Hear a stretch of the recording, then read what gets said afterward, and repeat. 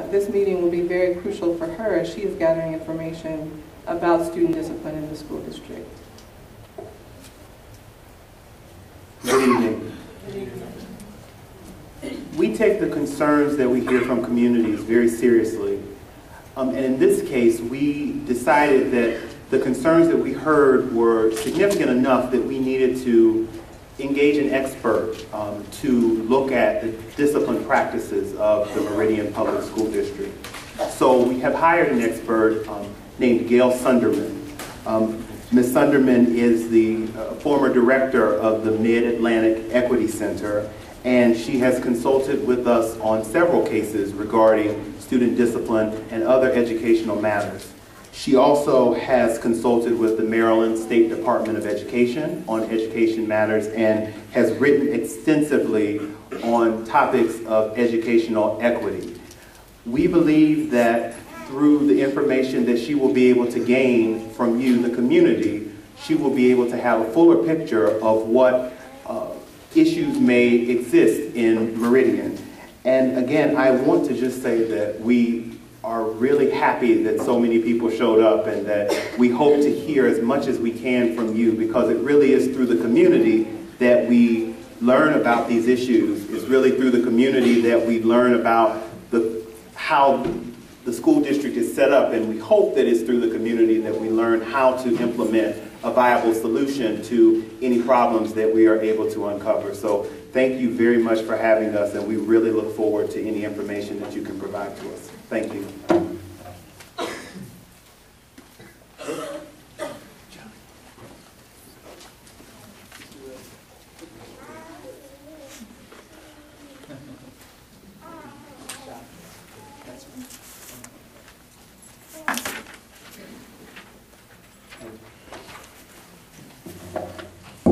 Now that the groundwork has been set, now we know where we are, why we're here.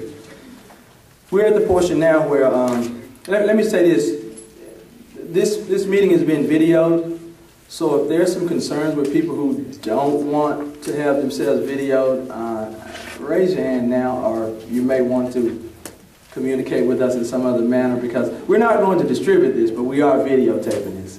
So to make you comfortable, we know that there's some legal ramifications behind videotaping people who don't want to be videoed, but we just have to tell you for legal reasons. All right, this is the portion of our program where we're to hear from you. And let me set the groundwork on how we're going to hear from you. Preferably, we would like to hear that. We know you have some concerns and we know you have some issues, but we can't stay here all night to hear the whole scenario. You all understand what I'm saying? We can't stay here all night to hear the whole scenario, but we do want to hear from you as concerned parents and concerned stakeholders on some incidents that may have happened with your children in regards to policy, discipline procedures, whether they were fair or unfair. And we also would like to know from you some community input. Give us some things that you think may be just some viable solutions. You know, sum it up very shortly. And we are going to hold future meetings also in regards to being able to put together a subcommittee to sit down. And too many times Meridian said we're reactive. I think we're being proactive by being here tonight. Amen?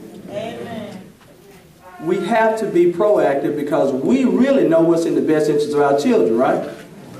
But too many times we see situations where people set up committees and policies and forums and basically try to make decisions for us as far as what's in the best interest of our children. And what we're saying is, have you asked us without enforcing or putting together this policy? And too many times we see policies put in place without conferring with the community stakeholders who could have really given you a much better insight as to how that policy might have been more effective.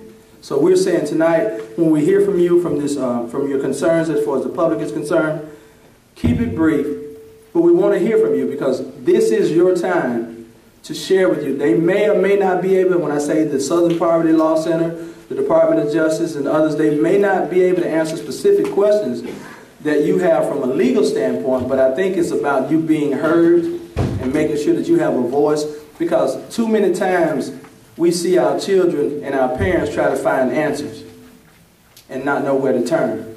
So this is your opportunity. Meridian, this is your time. The Meridian Public School District is our community. ours as a whole. Let us get involved in our parental support. This is one of the first times I can say this is one of the strongest turnouts of parental support that I think we're going to find. Maybe a few months ago, a few years ago at First Union, we had the same type. But this is a beautiful atmosphere to see you all out here that are concerned about what's going on with your youth. So, John, where did the microphone go? Okay, if you have questions, raise your hand. He has the microphone, and he'll be able to allow you to ask your question.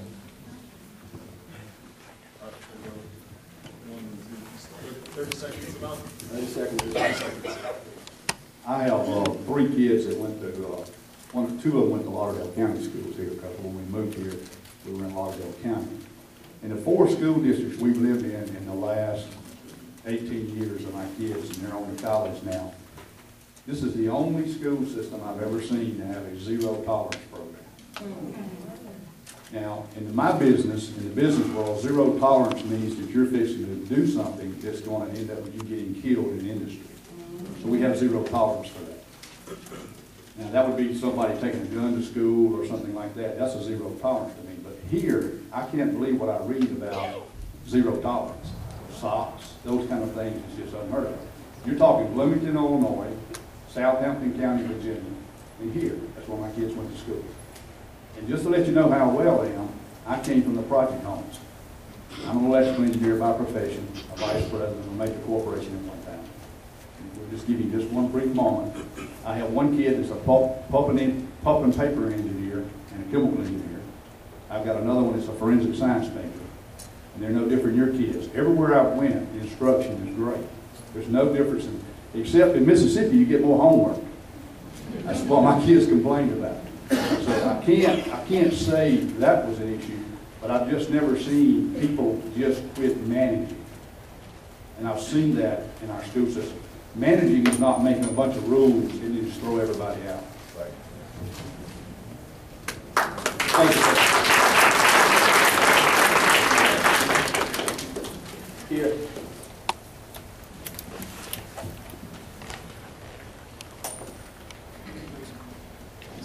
My name is Rachel Burridge, and I live in Greek. In 2010, I was employed with Meridian Public School District.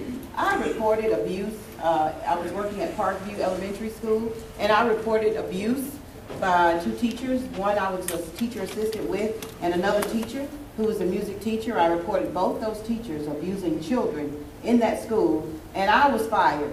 Those 2 teachers are still employed. They were abusing more than 1 child.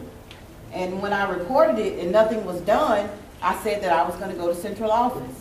I told the principal, well, I'm going to go to central office and report this. And eventually, 2 weeks after I said this, I was fired. Before that, though, I'll back up. I went to the police department with 2 attorneys from the SPLC and John, the NAACP, and we did interview with the police department, and they did all this, and they took my daughter's statement, and the Meridian Police Department said that they couldn't press charges on the teacher who admitted in front of the principal, me, my ex-husband, and the lead teacher that she choked my daughter from the beginning of the school year until February. My daughter was too afraid to tell me that the teacher choked her, but eventually she did. And when she did tell me the teacher choked her, that's when I notified John and the SPLC and my pastor, because if I hadn't done that, I probably would have went to jail. But because of that, my daughter had trauma. From that, she had to go to Weems for a year for trauma focus. During that year of that trauma focus, my daughter, the trauma focus therapist, finally had my daughter to come out and explain everything that happened. And they said because she sustained trauma from being choked from that teacher for so long, it took them a year to get her to come out with her story.